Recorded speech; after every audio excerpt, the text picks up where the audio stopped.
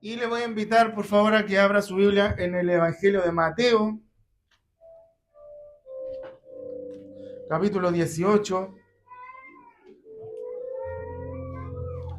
Mateo, capítulo 18.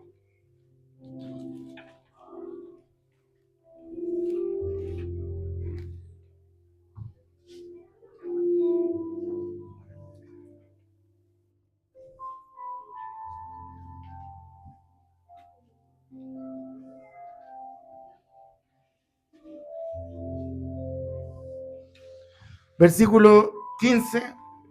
Ahí vamos a tener la lectura de la palabra del Señor hasta el versículo 20. Así que si lo ha encontrado, amados hermanos, le damos lectura en el nombre de nuestro Señor y Salvador Jesucristo. La iglesia dice, amén. Lleva por título, en mi Biblia por lo menos dice, ¿cómo se debe perdonar al hermano? ¿Ya? Por tanto, dice, si tu hermano peca contra ti, ve y repréndele estando tú y él solos. Si te oyere, has ganado a tu hermano. Mas, si no te oyere, toma aún contigo a uno o dos, para que en boca de 2 o 3 testigos conste toda palabra. Si no nos oyere, dice, dilo a la iglesia. Y si no oyere a la iglesia, tenle por gentil y publicano. De cierto digo que todo lo que atéis en la tierra será atado en el cielo, y todo lo que desatéis en la tierra será desatado en el cielo. Otra vez os digo que si 2 de vosotros se pusieren de acuerdo en la tierra acerca de cualquiera cosa que pidieren, les será hecho por mi Padre que está en los cielos. Porque donde están 2 o 3 congregados en mi nombre, allí estoy yo en medio de ellos. Cierre sus ojos, por favor. Vamos a orar al Señor para rogar su bendición. Padre, en el nombre de Jesús, oramos, Señor, ante su presencia, Dios mío, en esta hora. Hemos leído su palabra, Señor, y le rogamos que pueda, Señor eterno, ayudarnos a exhortarla para cada una de nuestras vidas, que cumpla el propósito, el fin con el cual ha sido enviada a cada uno de nosotros. Señor, abra nuestro entendimiento, nuestro corazón. Señor, podamos tener nuestros oídos atentos, nuestros sentidos conectados para poder recibir el consejo de su palabra. Señor, limpia nuestra mente, nuestro corazón. Señor eterno, permítenos recibir con alegría, Señor, con gozo, con contentamiento tu voz, a la cual dice su palabra que estamos bien en estar atentos. Señor, muchas gracias te damos. Para usted que vive sea honra y gloria. En el nombre de Jesús, amén y amén. Tome su asiento, por favor. ¿Se me puede traer un vasito, por favor? Desocupado. Sería frambuloso. Bien, ¿cuántos aman la iglesia del Señor? ¿Sí? Parece que no todos. Bueno, déjeme decirle que no hay otra asamblea, no hay otro lugar donde existan personas que a usted lo amen. ¿Sí? Que oren por usted. Que tengan comunión con usted para alabar al Señor. Que le enseñen. Y no tan solamente le enseñen, sino que también le corrijan y lo ayuden como lo es, ¿cierto?, la iglesia de nuestro Señor Jesucristo. Y en general, ¿cierto?, encontramos dentro de nuestra convivencia algunas situaciones que muchas oportunidades, ¿cierto?, nos permiten mantener nuestras relaciones cristianas, ¿cierto? Y estas relaciones cristianas se mantienen de manera correcta si usted y yo, si nosotros hacemos lo correcto y nos comportamos con nosotros mismos y con los demás como la palabra del Señor nos enseña. Si eso lo hacemos así, vamos a tener, ¿cierto?, una relación sana, ¿cierto?, de cristiandad entre los hijos del Señor. Pero cuando transgredimos la palabra del Señor, cuando transgredimos, ¿cierto?, los mandatos, cuando pasamos las líneas, ¿cierto?, que el Señor estableció dentro de la palabra del Señor para la iglesia. ¿Cuántos son iglesias del Señor? Cuando usted y yo pecamos, ¿ya? Y pecamos contra Dios y pecamos contra otros, contra los que nos rodean, ¿cierto? Ya entramos, ¿cierto?, en algunos problemas y surgen estas situaciones que el día de hoy vamos a tratar con la ayuda del Señor a través de esta palabra. Y dentro de estas situaciones que nosotros vivimos dentro de las iglesias, porque somos personas, ¿cierto? Sí, amén. tenemos diferentes formas de ver las cosas, de diferentes perspectivas, como los cuatro, ¿cierto? Apóstoles que escribieron los evangelios, ¿cierto? Unos vieron una cosa, otros vieron otra, y eso no quiere decir que no podamos vivir, ¿cierto? En comunión, estando de acuerdo los unos o no con los otros, ¿ya? Por lo tanto, debemos de pedirle al Señor que nos ayude para que dentro de nuestra casa, de nuestro cuerpo, de la iglesia, podamos tener buenas relaciones de tal forma de que no transgredamos, de que no pequemos y no traspasemos, ¿cierto?, las líneas que el Señor ha dejado para cada uno de nosotros, ¿ya? Cuando estas transgresiones aparecen dentro de las congregaciones, porque es evidente que en algunas oportunidades van a suceder, hay diferentes respuestas que van a surgir ante esto. Algunas beneficiosas, otras no tan beneficiosas, y otras bíblicas y otras no tan bíblicas. Alabado sea el nombre del Señor. Que Dios nos bendiga. Amén. Hay iglesias, por ejemplo, que frente a las situaciones que surgen entre la hermandad, actúan con indiferencia, ¿cierto? Algunos dicen, bueno, no podemos juzgar, dicen, todos pecamos, dicen algunos, ¿cierto? No es asunto mío y nos vemos y nos damos cuenta que a través de la Escritura nuestro Señor Jesucristo nos muestra que esta respuesta, el no juzgar, es una respuesta que no es armoniosa, ¿cierto? Ni bíblicamente correcta, teniendo un contexto en el cual tenemos que realizar este juicio, alabado sea el nombre del Señor. Otros responden ante estas situaciones con una mirada moralista, o sea, tratan de sacar, ¿cierto?, la paja o la mota del ojo ajeno y no ven, ¿cierto?, la tabla, ¿cierto?, el tablón que nosotros tenemos dentro de nuestros ojos. Alabado sea el nombre del Señor. Que Dios nos bendiga, amén. Y otros, lisa y llanamente, responden ante estas situaciones difundiendo chismes y difundiendo, ¿cierto?, calumnias contra ellos, ¿cierto?, o sobre ellos a otras personas. Alabado sea el nombre del Señor. Y lamentablemente todo esto lo que hace es infundir dentro de la congregación, ¿cierto?, o añadir más pecado y división que lo que el Señor quiere para con nuestras vidas. Amén. Entonces, Jesús, ¿cierto?, nos enseña a través de esta palabra que es el proceso a través del cual parte el proceso de restauración, ¿cierto?, que es un proceso disciplinario, alabado sea el nombre del Señor, y nos enseña el Señor mismo, nuestro Señor Jesucristo, nos enseña a través de este capítulo cómo nosotros debemos responder ante estas situaciones, alabado sea el nombre del Señor, que Dios nos bendiga. Y nos vamos a dar cuenta de que nuestro Señor Jesucristo enseña de una manera humilde y busca de manera gentil y firmemente la restauración de un hermano o de una hermana que ha pecado o que ha fallado o que ha caído. Con esto, ¿cierto?, con este proceso que vamos a ver hoy día muy por encima porque no vamos a profundizar en honor al tiempo, vamos también a desmitificar dos frases o dos oraciones que nosotros utilizamos dentro de nuestro lenguaje cristiano, las cuales también están utilizadas de manera incorrecta. Alabado sea el nombre del Señor. Que Dios nos bendiga. Amén. Pero antes de partir, ¿cierto?, vamos a entrar en el contexto de este capítulo 18 y nos vamos a dar cuenta, a ver si Juan David me acompaña, que desde los versículos 1 al 4 Jesús lo que hace es enseñarle a sus discípulos cómo relacionarse como hijos ya de Dios en el reino de los cielos, tal como se relaciona también en la forma de la iglesia, ¿ya? Y ahí nos enseña en los versículos 1 al 4 cómo nosotros debemos de relacionarnos los unos con los otros, ¿ya? Responde a la pregunta Jesús en estos versículos, a la pregunta de los discípulos sobre quién era el más grande en el reino de los cielos, ¿se acuerdan? ¿Sí? Y Jesús le enseña que nosotros entramos al reino de los cielos, convirtiéndonos y volviéndonos como niños pequeños, dice, humildes, dependientes y sin logros ni méritos. Pues nos dice y nos enseña el Señor que el mayor en el reino de los cielos no es el que es servido, sino es el que sirve. Alabado sea el nombre del Señor. Que Dios nos bendiga. Luego en el versículo 5 continúa hablando Jesús y enseñando cómo nosotros tenemos que darnos la bienvenida los unos a los otros. Y esto es, ¿cierto?, como a un niño, alabado sea el nombre del Señor.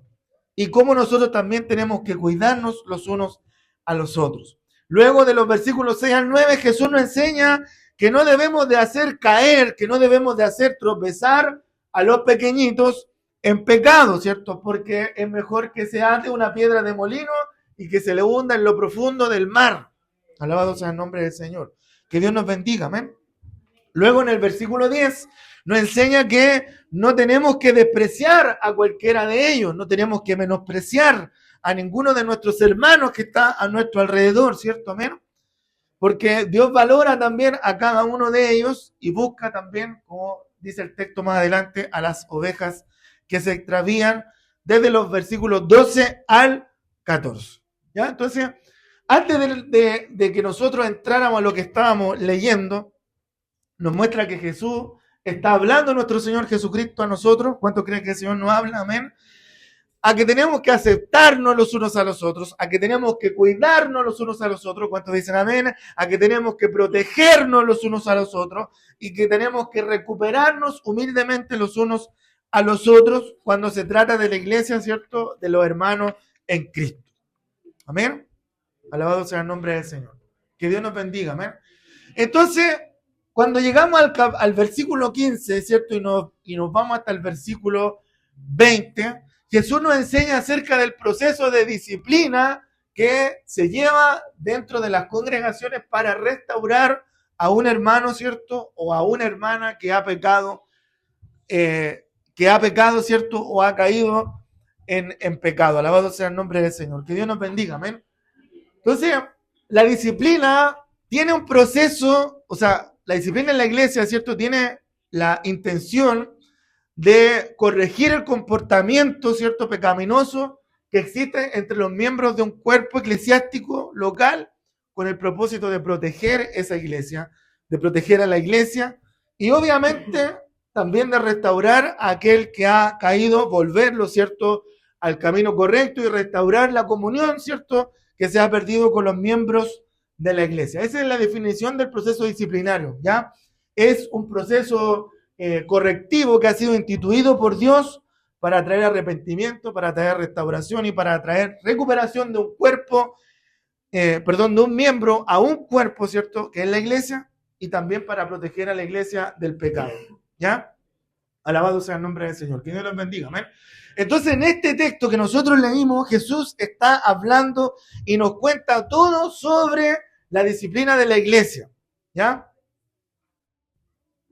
Pero no todo está aquí. Y vamos a tener que irnos, si queremos estudiar más respecto a la disciplina, al libro de los Hechos para ver cómo esta disciplina que Jesús habla, ¿cierto?, es aplicada después en el libro de los Hechos. Alabado sea el nombre del Señor. Que Dios nos bendiga. Amén.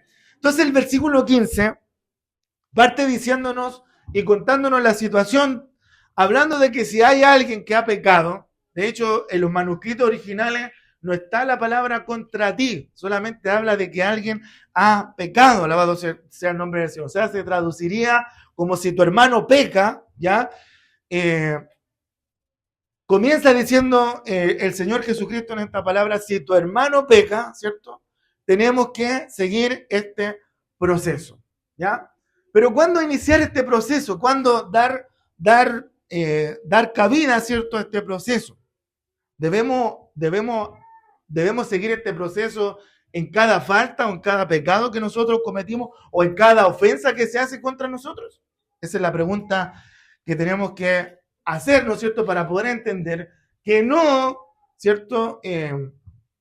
Todos conocemos, ¿cierto? Todos sabemos que hay algunos pecados que se cometen, ¿cierto?, contra nosotros, que nosotros no podemos considerar que son tan graves.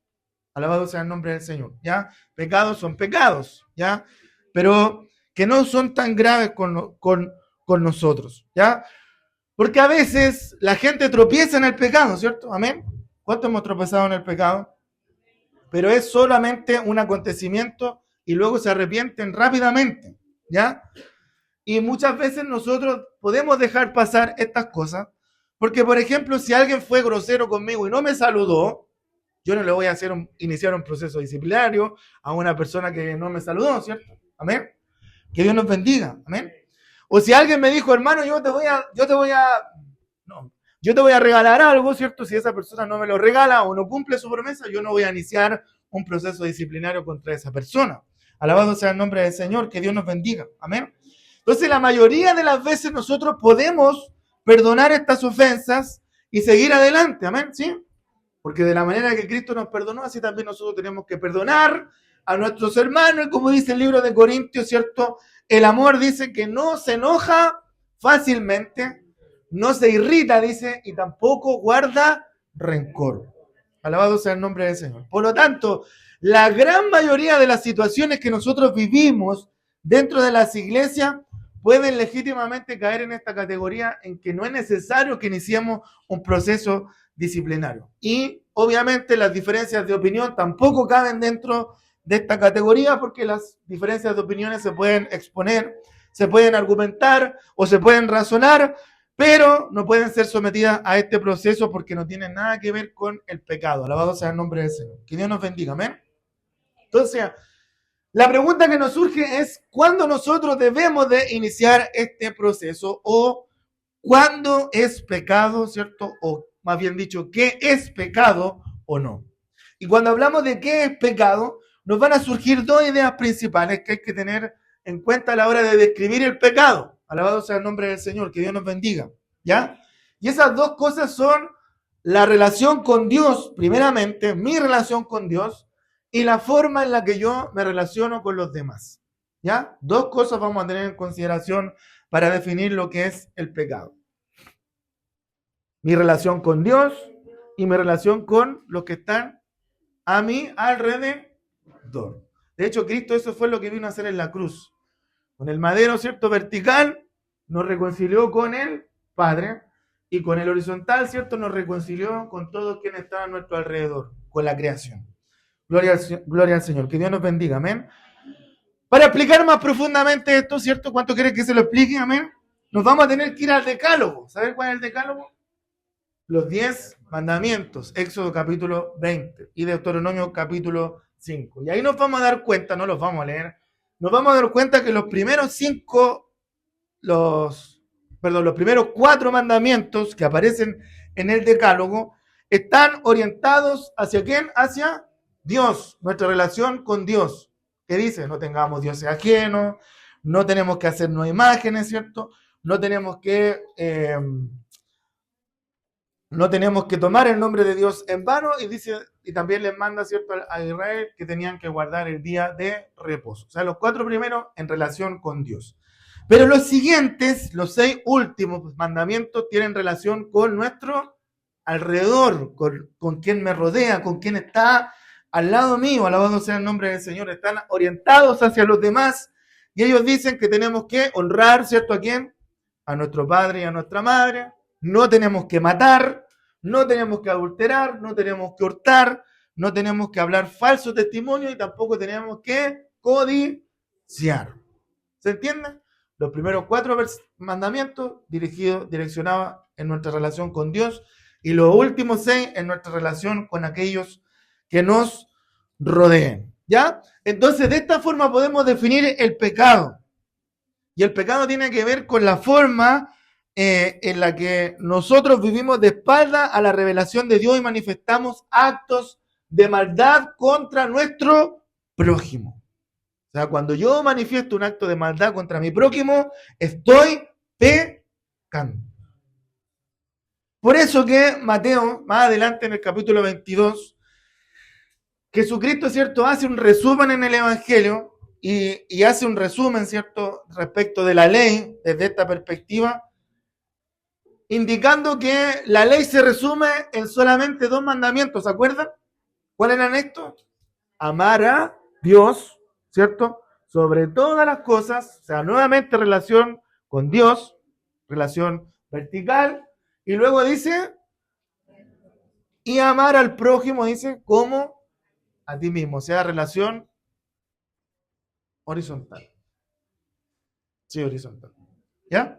Mateo 22, versículo 37 al 39. ¿Ya? Más adelante el apóstol Pablo, ¿cuántos están acá? ¿Sí?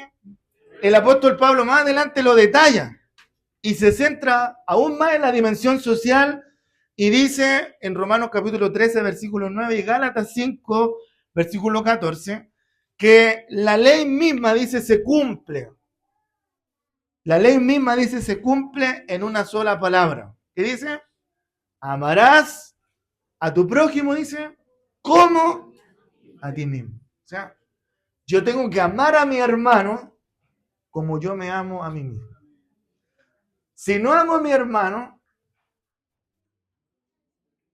significa que no me amo a mí mismo. ¿Ya? ¿Y cuántos se aman aquí? ¿Sí? ¿Cuántos se caen bien? Se paran frente al espejo, ¿cierto? Se dan besitos así. ¿No? Bueno, dicho esto, entonces podemos ver o proponer que el pecado tiene que ver con cualquier pensamiento o acción que rechaza a Dios o integre maldad contra el prójimo. Que Dios nos bendiga, amén. Porque si nosotros nos detenemos en esto, analizar la lista de los pecados que aparecen en la Escritura, nos vamos a dar cuenta, por ejemplo, de esta orientación. Gálatas, el mismo apóstol Pablo en la iglesia de Galacia, nos hablan de las obras de la carne, ¿se acuerdan? ¿Sí?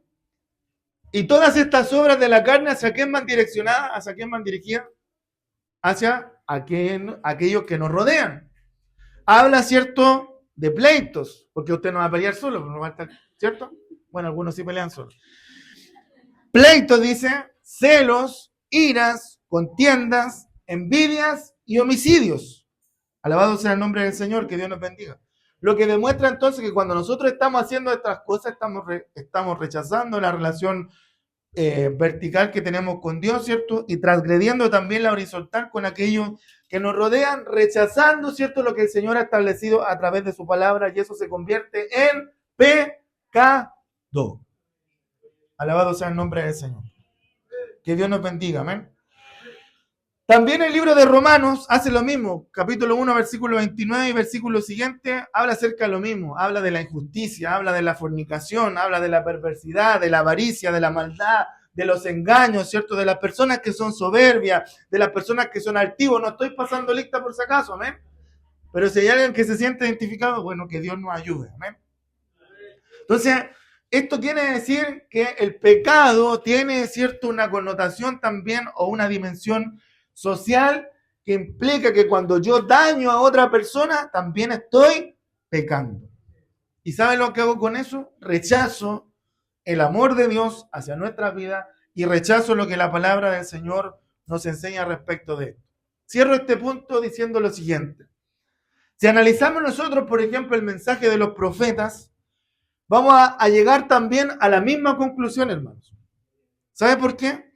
Porque los profetas, ¿qué es lo que denunciaban? Los profetas del Antiguo Testamento no tenían la labor de anunciar cosas que iban a pasar. La labor de los profetas en el Antiguo Testamento era decirle al pueblo que se arrepintiera y que se volviera a Dios. Alabado sea el nombre del Señor. Entonces, el profeta tenía la labor de proclamar la palabra y decirle al pueblo, ¿cierto?, que se había alejado de la Torá, que se había alejado de la ley. Y como consecuencia, ¿cierto?, de ese alejamiento, vemos este círculo vicioso que hemos venido reiterando a través de las últimas predicaciones, que cuando el pueblo de Israel se apartaba y pecaba, venía el juicio de Dios, Dios levantaba un libertador, ¿cierto?, una persona que pudiera sacarlo de esta situación, el pueblo se arrepentía, era perdonado, y nuevamente volvían a caer, y así estuvieron continuamente durante un tiempo. Alabado sea el nombre del Señor. Era tal, ¿cierto?, lo que hacía el pueblo de Israel, que llegaron incluso a situaciones de abuso y de injusticia, ¿cierto?, obrando en maldad contra su mismo prójimo. Que Dios nos bendiga, hermanos amados, amén. Entonces, teníamos que preguntarnos entonces para acotar, ¿cierto?, qué es lo que es pecado. El pecado, ¿cierto?, es lo que afrenta la palabra de Dios y la maldad que se ha cometido contra otras personas. Por esto nos va a ayudar, nos va a preservar de incluir todas las conductas, todos los preceptos, ¿cierto?, que nosotros podemos tener de pecado, que no lo sean, de forma especial, porque lamentablemente en nuestra iglesia cristiana, ¿cuántos son cristianos acá? ¿Sí? Hay muchas prácticas que en otros tiempos han sido condenadas, pero que ahora aceptamos, ¿cierto? ¿Sí? Y además, por ejemplo, en un contexto cultural algunas cosas son rechazadas, pero en otros escenarios es aceptada. Te aseguro que si nosotros, por ejemplo, solo un ejemplo, pusiéramos aquí con un güiro a cantar merengue, a muchos no les gustaría, porque no es parte de nuestra cultura. Pero si vamos a República Dominicana, allá alaban al Señor y lo hacen con libertad. ¿Cierto? Entonces, en el contexto cultural hay cosas que a lo mejor a nosotros nos parecen mal, pero para otros son buenas. Y en otro tiempo, por ejemplo, nosotros rechazábamos algunas prácticas que ahora aceptamos. ¿Sí? ¿Amén? Antes le decíamos al hermano, por ejemplo, no, hermano, usted no se puede teñir el pelo, ¿cierto? ¿O no se acuerdan? Sí. Y eso, para nosotros entendemos, por gracia del Señor, que nuestro pensamiento ha sido abierto y entendemos que hay cosas que son más importantes. Para no llegar acá con el pelo verde, o sea, perdón, azul, amarillo, o rojo, o... No, mejor no digo nada. Me estoy refiriendo a las hermanas ancianas, ¿ya? ¿Ya? No a los que están por primera vez, segunda, tercera, quinta o cuarta. A los que ya son más duros o más maduros en el Evangelio, ¿ya? Que Dios nos ayude, hermanos amados, ¿amén? Entonces, Dios establece este proceso para corregir a los hermanos dentro de la iglesia, ¿ya? Y este proceso tiene pasos que no vamos solamente a nombrarlo y a través de uno de ellos vamos a desmitificar, ¿cierto? Vamos a derribar uno de los mitos de las frases que nosotros utilizamos como eslogan dentro de la congregación. El primer paso, ¿cuál es? Dice la Escritura. Por lo tanto, dice, si tu hermano peca, dice, ve y repréndelo o enfréntalo en, ¿cómo dice? Versículo 15, en privado. Estando, dice, tú y él solos. Si te escuchó, dice, has ganado a tu hermano. Y ojo con esto, porque esto es el propósito de la disciplina. No es cortar cabezas. El propósito de la disciplina no es echar a los hermanos fuera de la iglesia. El propósito de la disciplina no es que los hermanos, ¿cierto?, se aparten. El propósito de la iglesia no es destruir a alguien, de la disciplina, perdón, no es destruir a alguien, sino que el propósito de la disciplina es restaurar. Por eso que lo rescata y dice constantemente, si te escuchó, lo has podido restaurar. Has ganado a tu hermano. Ese es el éxito de la restauración. Si no lo hace, dice, ve, versículo 15, y busca uno o dos testigos, dice, ¿sí? ¿Lo estamos leyendo? Para que en boca de 2 o 3 testigos, dice, conste, toda palabra. Y esto, ¿cierto? Lo vemos que a través de la ley, la Torá establecía la necesidad de 2 o 3 testigos para poder juzgar a una persona. Porque si había un solo testigo, este testigo era inválido, no servía, no se tomaba en cuenta, ¿ya? Eso dice Deuteronomio capítulo 19, versículo 15. No se tomará en cuenta un solo testigo contra ninguno, dice, en cualquier delito ni en cualquier pecado en relación con cualquier ofensa cometida, dice, solo que dice por el testimonio de 2 o 3 testigos, de ese se mantendrá la acusación.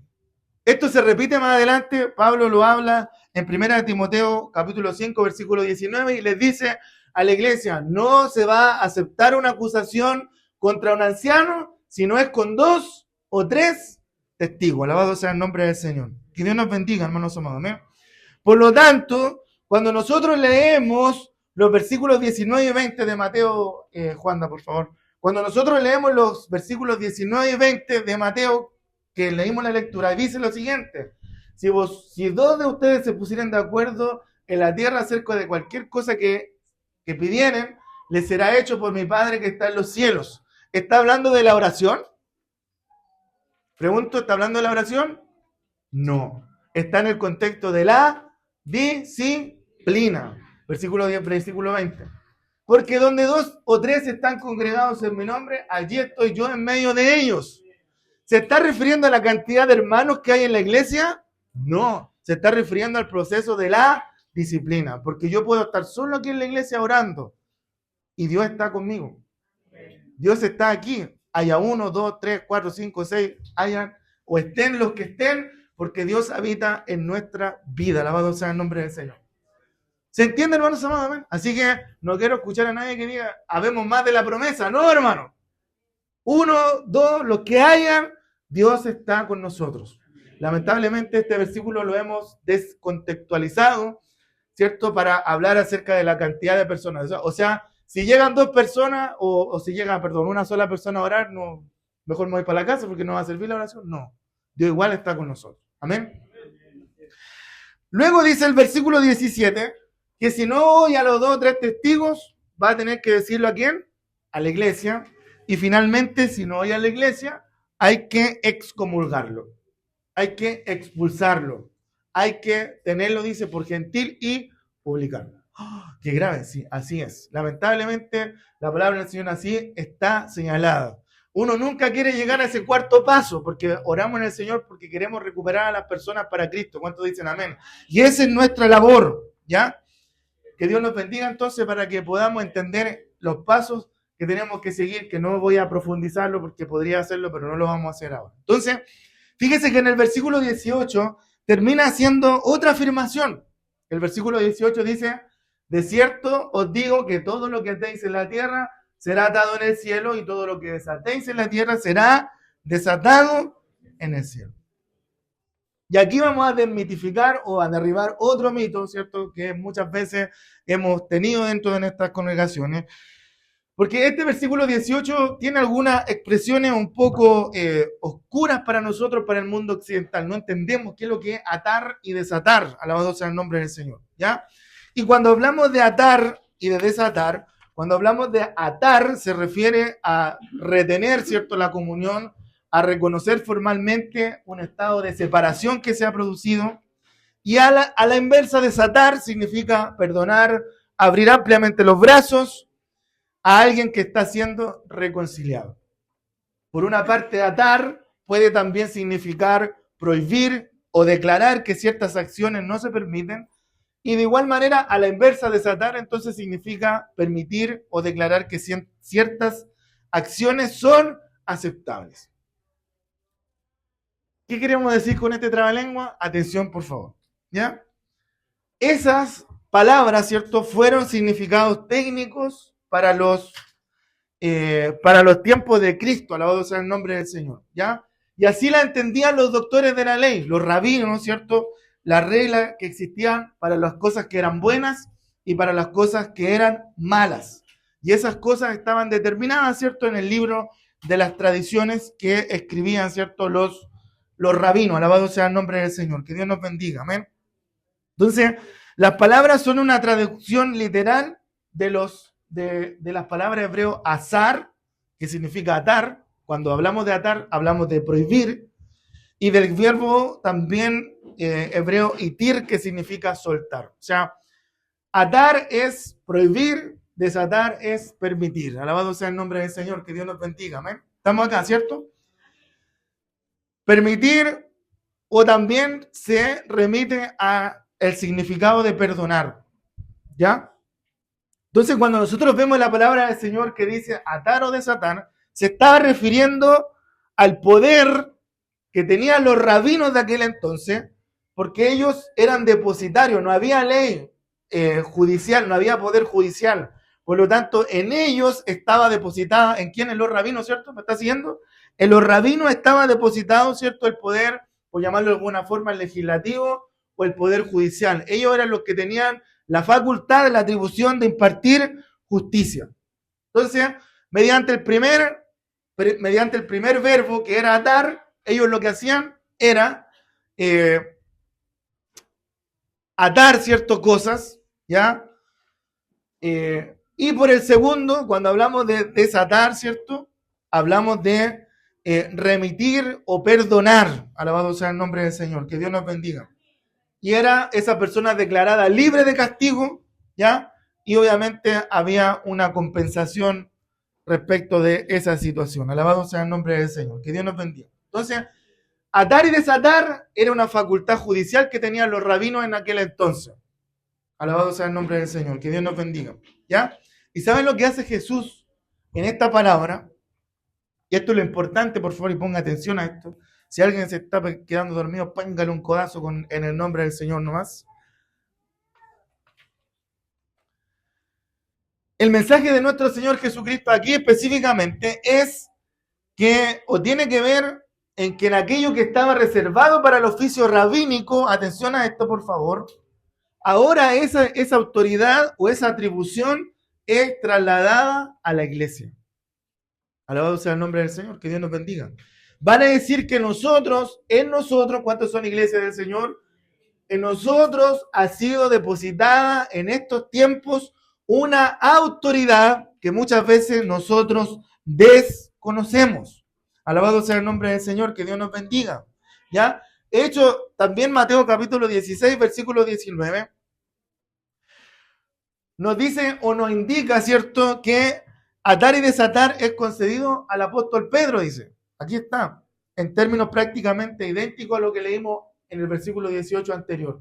A ti te daré la llave del reino de los cielos, le dice Jesús a Pedro, y todo lo que atares en la tierra, dice, será atado en los cielos, y todo lo que desatares en la tierra será desatado en los cielos. Alabado sea el nombre del Señor. Que Dios nos bendiga, hermanos amados. ¿Me? Entonces, podemos entender esto en relación al proceso de disciplina, que la autoridad de los rabinos se trasladó a la iglesia. Alabado sea el nombre del Señor. ¿Ya? Por lo tanto, cuando hablamos de esto, la autoridad en el desarrollo de la disciplina no está en manos de una persona, sino que está en manos de la iglesia. Alabado sea el nombre del Señor. En el mismo sentido, Juan 20:23 nos dice que a quienes remitieren los pecados, dice, sus pecados les serían perdonados, y a quienes se los retuvieren, sus pecados les serían retenidos. ¿Ya?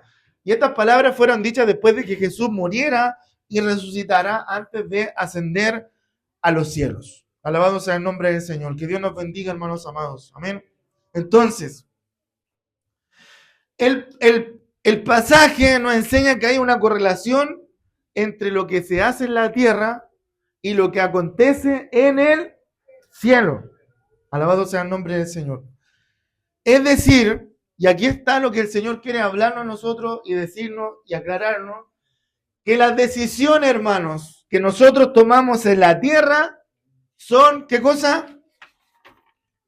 Tomadas en consideración, ¿dónde? En el cielo.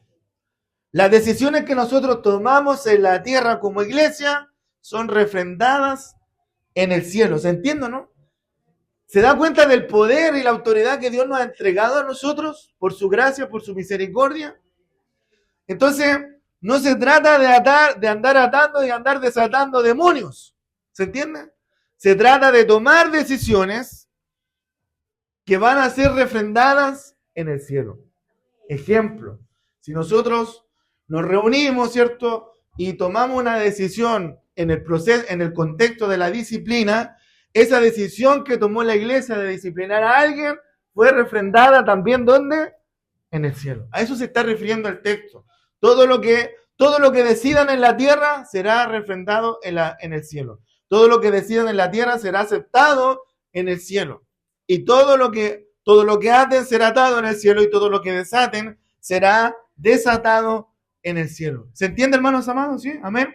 Entonces, la aclaración de Jesús es pertinente, y el versículo 19 lo vimos. Si dos de vosotros se pusieran de acuerdo en la tierra acerca de cualquier cosa, les será hecho por mi Padre que está en los cielos. O sea, parafraseando este versículo, pudiéramos decir que todo lo que la iglesia ate, todo lo que la iglesia discipline, será anotado también, ¿dónde? En el cielo. Y todo lo que la iglesia desate, todo lo que la iglesia perdone, también será perdonado, ¿dónde? En el cielo. Entonces, Jesús lo que hace a través de esta palabra es que nos invita a nosotros, a la iglesia del Señor, ¿cuántos son iglesias del Señor?, a que practiquemos entonces un arrepentimiento sincero y perdón sin reservas, porque así y solo así vamos a preservar la posibilidad de restaurarnos. Alabado sea el nombre del Señor. Que Dios nos bendiga. La frase que viene a continuación ya se la señalé, ¿cierto?, en el versículo 20. Y ha sido descontextualizada muchas veces, se ha tornado como una especie de eslogan cristiano donde dos o tres están congregados en mi nombre, dice, allí yo estoy en medio. Lo que quiere decir con esto en el contexto de la disciplina es que si dos o tres se ponen de acuerdo, es decir, atan o desatan en la tierra, toman decisiones o perdonan en la tierra, confrontan al hermano, llaman a uno o dos testigos, le tienen por gentil y publicano y ganan al hermano, todo ese proceso está apoyado por el Señor en el cielo, como si fuera el mismo Señor Jesucristo que estuviera aquí en medio de ellos. Por lo tanto, ese procedimiento también se refrenda en el cielo. Alabado sea el nombre del Señor. Que Dios nos bendiga, hermanos amados. Amén. Así que, dos frases que por desconocimiento, ¿cierto?, mal utilizábamos. Pero esperamos en el Señor que Él nos ayude. Concluyo con esto. La ordenanza acerca del proceso de disciplina en la iglesia señalado en esta porción bíblica que nosotros leímos, tiene que ser leída necesariamente a la luz de la parábola de la oveja perdida, que está en los versículos 10 al 14, o sea, más arriba. ¿Y qué es lo que nos dice? ¿Cuál es la meta del proceso disciplinario? Se lo dije al principio. ¿Cuál es la meta del proceso disciplinario? La restauración. Alabado sea el nombre del Señor. Y esa idea se plasma en la frase de ganar a tu hermano, que es un símil de decir que tu hermano, ¿cierto?, ha sido perdonado y restaurado. Porque hay una gran alegría cuando la oveja errante es devuelta al redil, como nos enseña el versículo 14 del mismo capítulo 18. Dice, así no es la voluntad de vuestro Padre que está en los cielos, que se pierda uno de estos pequeños. Por eso en todo momento el proceso disciplinario lo que busca es la restauración del hermano que ha pecado. Y permítanme instarlos a que apliquemos la palabra de nuestro Señor Jesucristo en nuestra vida de la siguiente manera. Ponga atención, por favor. En primer lugar, amemos a nuestros hermanos y a nuestras hermanas en Cristo. ¿Cuántos dicen amén a eso? Amémoslo de tal forma y amémoslo lo suficiente como para que nos preocupemos del pecado, ¿cierto?, y de su crecimiento espiritual. En segundo lugar, prioricemos la santidad y la pureza de la iglesia. Amén. Eso dice Efesios capítulo 5, versículo 26 al 27. Que Cristo se entregó por la iglesia, ¿para qué dice? Para santificarla y limpiarla, dice, versículo 26, hijo, con el lavado del agua por la palabra, dice, para presentarle, ahora el 27, para presentarse así una iglesia gloriosa que no tenga mancha, ni arruga, ni cosa semejante, sino que sea santa y sin mancha. Por lo tanto, hermanos amados, debemos eliminar el pecado de nuestras vidas. Y no tan solamente tenemos que eliminarlo, sino que tampoco causar el pecado. No cometer pecado y tampoco aprobar el pecado. Porque la santidad, como lo vemos acá, es importante para nuestro Señor Jesucristo, y por lo tanto, si es importante para nuestro Señor Jesucristo, tiene que también ser importante para nosotros.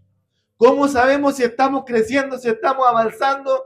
Porque si amamos las cosas que Dios ama, o si rechazamos las cosas que Dios rechaza.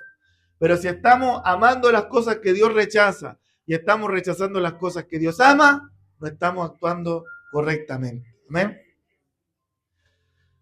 Sigamos el proceso que Cristo nos enseña. Hermanos, no difundamos rumores, no difundamos calumnias, ni difundamos chismes. Primero, ¿cierto?, acudamos a Cristo, ¿cierto? Y acudamos a los pasos para realizar este proceso. Hagámoslo con amor, con espíritu de humildad y de gentileza, considerándonos a nosotros mismos, dice la Escritura, no sea que también nosotros seamos tentados. Alabado sea el nombre del Señor. Recibamos, hermanos, corrección. Amén. Recibamos corrección amorosa de parte de nuestros hermanos y de nuestras hermanas. Arrepentámonos para que seamos restaurados.